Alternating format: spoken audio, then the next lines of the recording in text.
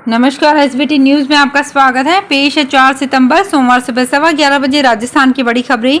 बांसवाड़ा में आदिवासी अंचल में रविवार को आयोजित भाजपा की सभा में केंद्रीय गृह मंत्री अमित शाह खुलकर बरसे। उन्होंने प्रदेश की कांग्रेस सरकार के बारे में बोला। इस मौके पर प्रदेश की पूर्व मुख्यमंत्री वसुंधरा राजे ने भी राजस्थान की कांग्रेस सरकार पर निशाना साधा। निष्कलंक और मावजी महाराज के जयकारे से संबोधन कर शुरुआत करते हुए पूर्व मुख्यमंत्री राजे ने कहा कि मंत्री के पुत्र के विवाह पर गोलियां चलाई जाती है, पुलिस कुछ नहीं करती। वहीं अर्जुन मेघवाल बोले, डबल इंजन की सरकार बनाने की बात कही। इससे पूर्व गृह मंत्री शाह का स्वागत तीर कमान देकर किया गया।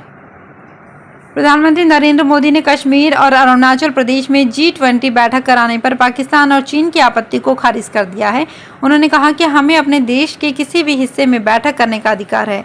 ये बात उन्होंने पिछले हफ्ते मीडिया को दिए इंटरव्यू में कही थी। इस इंटरव्यू की जानकारी रविवार को सामने आई। दरअसल चीन और पाकिस्तान ने कश्मीर के कुछ इलाकों में G20 का एक इवेंट आयोजित करवाने पर आपत्ति जताई थी।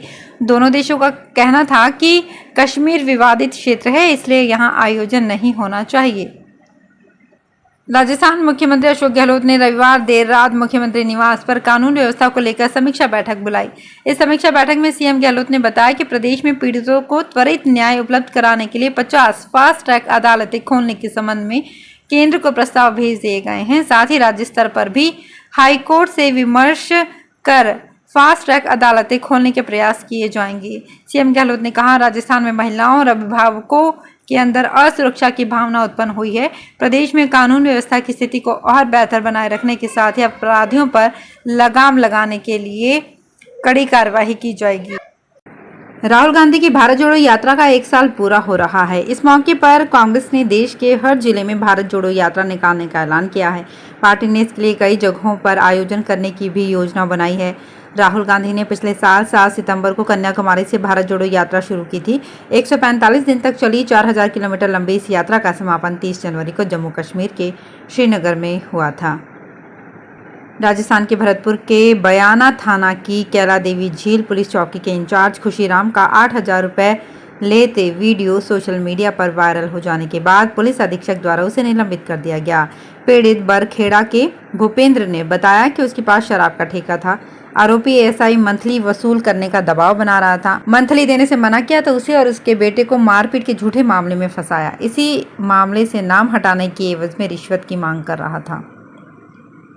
आम आदमी पार्टी संयोजक दिल्ली सीएम अरविंद केजरीवाल रविवार को हरियाणा के भिवानी में सर्कल इंचार्जों की शपथ ग्रहण समारोह में पहुंचे। उनके साथ पंजाब सीएम भगवंत मान भी मौजूद रहे। यहां केजरीवाल ने हरियाणा सरकार और सीएम मनोहर लाल खट्टर पर जमकर घेरा। केजरीवाल ने कहा, संगठन में गुटबाजी नहीं करना। गुटबाजी से बड़ी बड़ी पार्टी खत्म हो गई। देश में सबसे ज्यादा महंगी बिजली हरियाणा में है। सीएम और मंत्रियों की बिजली फ्री है और जनता बिल भर रही है। यहाँ सिर्फ बिल आते हैं, बिजली नहीं आती। मैं हैरान हूँ। हरियाणा में किसानों को भी बिल भरने पड़ते हैं। 24 घंटे बिजली फ्री हो सकती है, लेकिन इनकी नीयत ठीक नहीं है। इसरो के वैज्ञानिकों ने रविवार 3 सितंबर को आदित्य L1 स्पेसक्राफ्ट की ऑर्बिट बढ़ाई। अब ये पृथ्वी की 245 किलोमीटर इंटू 22,459 किलोमीटर की कक्षा में आ गया है। यानी उसकी पृथ्वी से सबसे कम दूरी 245 किलोमीटर और सबसे ज्यादा दूरी 22,459 किलोमीटर है। इसरो ने बताया कि अब 5 सितंबर को दोपहर करीब 3 बजे एक बार फिर आदित्य की कक्षा बढ़ाई जाएगी। इसके लिए कुछ देर इंजन फायर करने पड़ेंगे। राजस्थान के मुख्यमंत्री अशोक गहलोत जिला बनने के बाद पहली बार फलौदी पहुंचे। यहां उन्होंने राजीव गांधी ग्रामीण एवं शहरी ओलंपिक खेल जिला स्तरीय प्रतियोगिताओं का अवलोकन कर मेजर शैतान सिंह स्टेडियम में जनसभा को संबोधित किया। उन्होंने कहा कि राजस्थान में शिक्षा और चिकित्सा के क्षेत्र में बहुत काम हुए हैं। प्रदेश में 3 लाख युवाओं को सरकारी नौकरियां दे चुके हैं। उन्होंने कहा कि विपक्ष गाय के नाम पर राजनीति करता है, लेकिन हम लोग गाय के लिए काम करते हैं। शायद ये पहली बार होगा कि सरकारी नौकरी में पद कम और शिक्षक अधिक। ऐसे में इन शिक्षकों को प्रारंभिक शिक्षा विभाग नौकरी दे तो कैसे, ये स्थिति बनी है। हाल ही में तृतीय श्रेणी शिक्षक भर्ती के परिणाम जारी होने के बाद इस परिणाम में 48,000 शिक्षकों की नियुक्ति होनी है और प्रारंभिक शिक्षा में पद रिक्त 28,000 ही हैं। अब विकल्प के तौर पर 6D के तहत पहले से कार्यरत शिक्षकों को माध्यमिक में सेटअप परिवर्तन कर भेजा जाए या फिर सीधे माध्यमिक में अधिशेष अध्यापकों को नियुक्ति दी जाए। तृतीय श्रेणी शिक्षक भर्ती प्रक्रियाधीन है, जिसमें कुल 48,000 शिक्षकों को प्रारंभिक शिक्षा में नियुक्ति मिलनी है। इसमें लेवल 1 और लेवल 2 के अध्यापक लगने हैं। कोटा में मानसून की बेरुखी से खाद्यान्न और दलहन के भावों में अभी से तेजी आने लगी है। पिछले कुछ समय से दाल के भाव में काफी बढ़ोतरी हुई है। इससे दाल आम आदमी की थाली से गायब होती जा रही है। इस साल 2 सावन आए लेकिन दोनों सूखे ही बीते। इससे खेतों में बोई फसलें सूखने लगी और मुरझाने लगी। इसका असर बाजार पर देखने को मिला। टोंक जिले के 173 ग्राम सेवा सहकारी समितियां कंप्यूटराइज्ड होंगी। भारत सरकार के सहकार समृद्धि योजना के अंतर्गत ग्राम सेवा सहकारी समितियों के कंप्यूटरीकरण कार्य के लिए पैक्स कंप्यूटराइजेशन योजना शुरू की गई है। इस योजना के लिए जिला स्तरीय गठित DLMIC समिति ने जिले की 210 ग्राम सेवा सहकारी समितियों में से तत्समय ऑडिटेड 173 ग्राम सेवा सहकारी समितियों की अनुशंसा करके राज्य स्तरीय समिति को भेजी है। राजस्थान में पूर्व RAS अफसर अमिताभ कौशिक के घर ईडी की कार्यवाही से बड़े हैरानी करने वाली खबरें सामने आई हैं। हैरानी इसलिए है क्योंकि रिटायर्ड के बाद से ही कौशिक सामाजिक न्याय विभाग में सलाहकार बने और दिव्यांग जनों की सेवा में जुट गए। ईडी की छापेमारी में 1 करोड़ 50 लाख रुपए और सोने की ईंट जमीन के कागजात बरामद हुए हैं। वेतन 1 रुपए, साधारण व्यक्तित्व के धनी और विकलांगों की समाज सेवा, पूर्व RAS अधिकारी अमिताभ कौशिक की कुछ छवि सबके सामने थी, क्योंकि अमिताभ कौशिक रिटायर्ड होने के बाद सामाजिक न्याय अधिकारिता विभाग में सलाहकार के रूप में काम कर रहे थे। राजस्थान में अजमेर के अग्रवाल समाज ने मुख्यमंत्री अशोक गहलोत से श्री अग्रसेन कल्याण बोर्ड गठन करने की मांग की।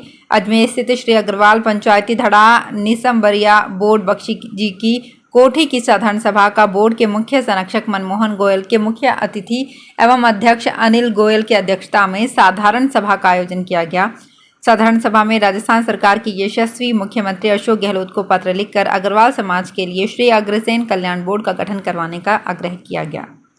यूथ कांग्रेस के राष्ट्रीय अध्यक्ष श्रीनिवास बीवी ने कहा कि पिछले बार की तरह इस साल भी विधानसभा चुनाव में सबसे ज्यादा युवाओं को टिकट दिए जाएंगे। वो व्यक्ति जो सर्वे में सबसे ज्यादा जीता हुआ हो, पार्टी उसे मौका देगी। जोधपुर के बालेसर में कई कार्यक्रम में शिरकत करने आए श्रीनिवास ने जोधपुर एयरपोर्ट पर कहा कि ये जिताऊ कैंडिडेट के लिए पार्टी किस स्तर पर सर्वे कर रही है। केंद्र सरकार की ओर से 1 नेशन 1 इलेक्शन पर कमेटी बनाने की बात पर उन्होंने कहा कि भाजपा को अभी हो रहे विधानसभा चुनाव हारने का डर है, इसलिए ये शिगुफा लेकर आई है।